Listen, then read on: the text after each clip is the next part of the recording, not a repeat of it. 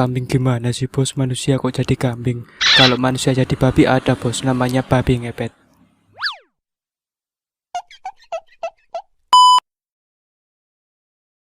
Halo bos-bosku, sebelumnya saya ucapkan terima kasih buat bos-bos yang sudah mengklik video ini, and welcome to channel YouTuber Sederhana Bukan Cerita Biasa. Pada kesempatan kali ini, saya akan membagikan sebuah tragedi kecelakaan kereta api terburuk sepanjang masa. Tragedi ini dijuluki dengan tragedi Bintaro 1 yang terjadi pada tahun 1987 silam. Sebuah sejarah kelam yang mungkin masih membekas dan membuat trauma di benak sebagian orang. Kenapa tragedi Bintaro pada tahun 1987 ini dijuluki dengan tragedi Bintaro ke-1? Ini karena pada tahun 2013 yang lalu juga kembali terulang tragedi kecelakaan kereta api. Namun bedanya, kereta apinya ini bertabrakan dengan truk Pertamina. Dan peristiwa pada tahun 2013 tersebut akhirnya dijuluki dengan tragedi Bintaro kedua. Oke, seperti biasa, tanpa panjang dikali lebar lagi, ini dia kisah selengkapnya.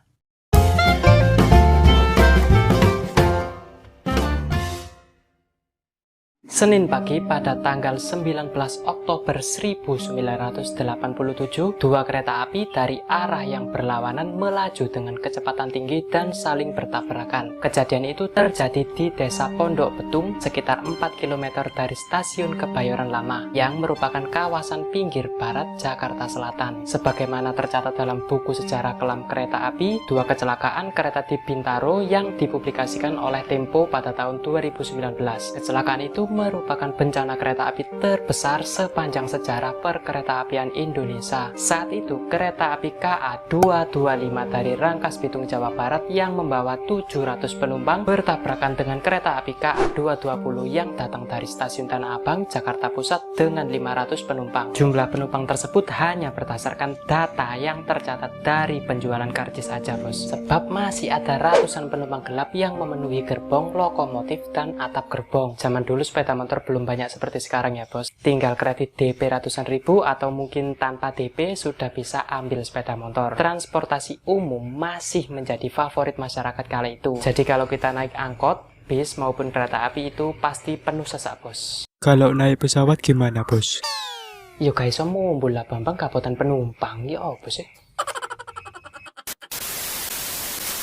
Sampai pertengahan hari kala itu sudah ditemukan lebih dari 100 korban yang tewas. Sementara 300 orang mengalami luka berat dan ringan. Angka ini terus bertambah sebab di dalam gerbong diperkirakan masih ada 20 korban meninggal dunia namun belum bisa dievakuasi. Sementara menurut Jawa Pos, kecelakaan itu setidaknya merenggut 156 nyawa dan 300 korban mengalami luka-luka. Jenazah dan korban luka itu ditampung dalam kurang lebih 7 rumah sakit terdekat, yakni Rumah Sakit Fatmawati, Rumah Sakit Setia Mitra, Rumah Sakit TNI AL Minto Harjo, Rumah Sakit Pertamina, Rumah Sakit Pondok Indah, Rumah Sakit Jakarta, dan Rumah Sakit Cipto Mangunkusumo. Karena masih ada banyak korban yang terjepit, para korban yang saat itu masih hidup sampai ada yang meminta untuk diamputasi kakinya bos. Mungkin saking gak kuatnya ya bos ya. Sebuah lokomotif direncanakan untuk didatangkan guna menyeret gerbong yang saling menjepit. Namun rencana tersebut dibatalkan karena akan membuat para korban yang terjepit akan semakin remuk. Menteri Perhubungan saat itu Rusmin Nuryadin mengatakan selama di lokasi kejadian masih ada korban yang masih hidup, gerbong tidak boleh digerakkan sama sekali. Hingga akhirnya didatangkan mesin gergaji besi dan mesin pengelas untuk membongkar gerbong secara perlahan. Lalu bagaimana tragedi tersebut bisa terjadi? Berdasarkan catatan yang diperoleh Tempo, pada hari kejadian itu KA 225 menunggu KA 220 seperti biasa di Sudimara. Namun kereta yang ditunggu tak kunjung tiba. Sebagaimana dijadwalkan, KA 225 sudah meninggalkan Sudimara menuju ke Tanah Abang pada pukul 06.50 pagi. Jadi karena kereta KA 220 tak kunjung terlihat, maka kereta KA 225 memutuskan untuk berjalan. Saat itulah petugas pengatur perjalanan kereta api atau PPKA jam hari menerima pemberitahuan dari petugas PPKA Stasiun Sudimara, yakni Umriyadi, bahwa KA 220 telah berangkat menuju ke Sudimara. Kondisi kereta api yang mengangkut banyak penumpang itu tampaknya membuat sang masinis KA 225 yang bernama Slamet Suradio tak awas pada semboyan-semboyan yang diberikan oleh petugas PPKA jam hari. Akibatnya, sang masinis salah menangkap semboyan yang diberikan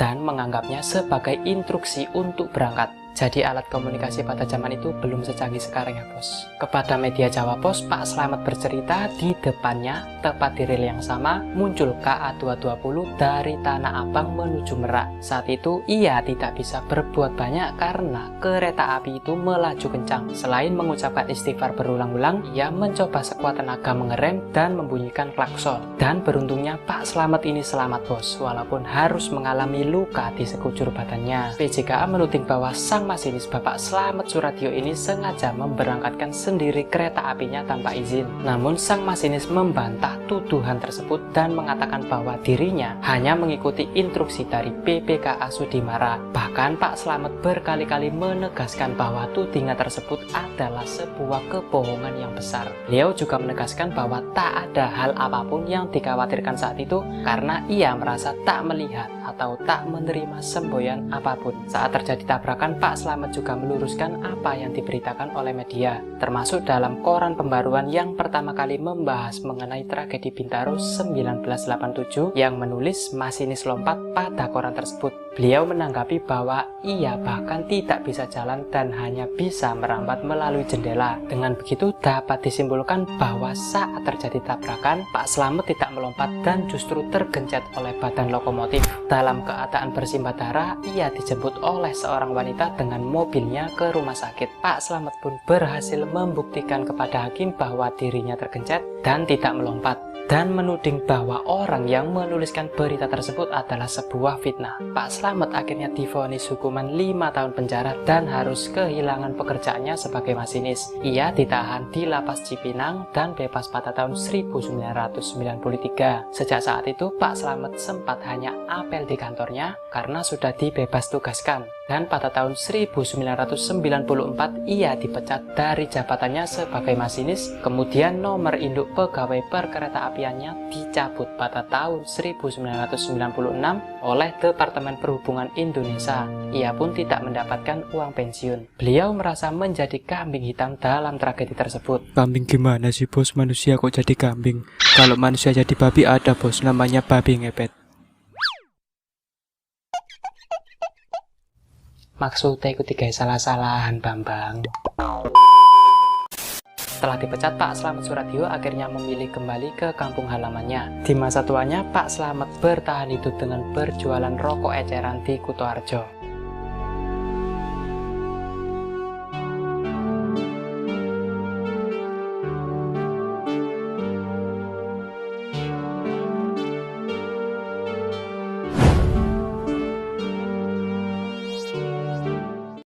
Itulah kisah kelam tentang tragedi Bintaro 1987 yang bisa saya bagikan. Buat bos-bos yang mau request cerita, bisa langsung tuliskan di kolom komentar.